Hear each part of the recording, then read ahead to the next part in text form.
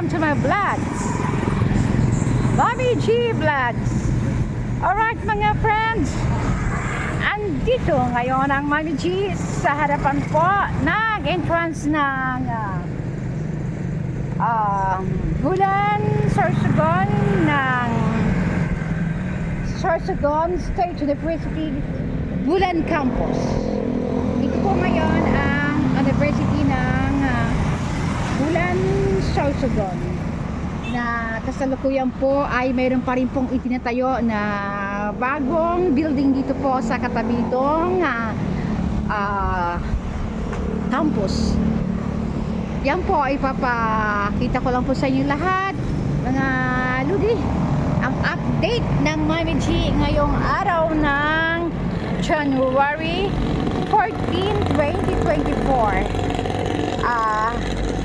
Ito po ngayon ang araw ngayon dito sa Bulan, Sorsogon, dito po sa lugar ng eskwelahan po dito po sa Sorsogon State University ng Bulan. Ayan po ngayon ang makikita natin mga guys, at talaga naman po tahimik ang paligid. Dito po ang Mommy G nag-aral noong first year high school po. Then ako naman po ay lumipat ng school ng private na panggabi, kaya po ay hindi ko na po dito pagpatuloy ng Mommy G ang pag-aaral dito sa school na to ng Bulan High School. So malaki na po ang kaibahan noon hanggang ngayon, dahil po talagang ang liit pa po ng place ng Bulan High dito po nang kami po ay nag-aaral pa lang nung mga panahon na yon. So ngayon napaka-develop na po mga ludi, kaya makikita po natin ang ganda na po ng place. So ito po ang mga kaharap po ng Bulan Campus. Ito po ang ganda na po ng mga building na nakatayo po dito sa in front ng campus dito ng Bulan.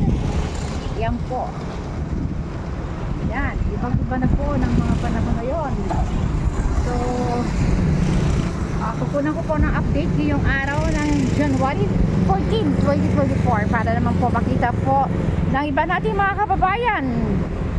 Ayun nga po, hindi pa po nakaka-uwi ng aming probinsya. Kaya ito po, makikita po natin ngayon ang araw ng Linggo, January 14, 2024. Right mga guys, ang Mommy ay ang susunod po ay kukuha po ako ng ibang mga vlogs po ito sa amin sa lugar po ng Bulan. At sa ngayon po ay ito lang po ang aking ipapakita sa inyo mga ludi. Ito po ang campus po ng Bulan, Sorsogon. Alright, thank you and God bless po mga friends. Hanggang sa muli po ang update ng Mommy G sa inyo po ng aking pong mabilisang vlogs.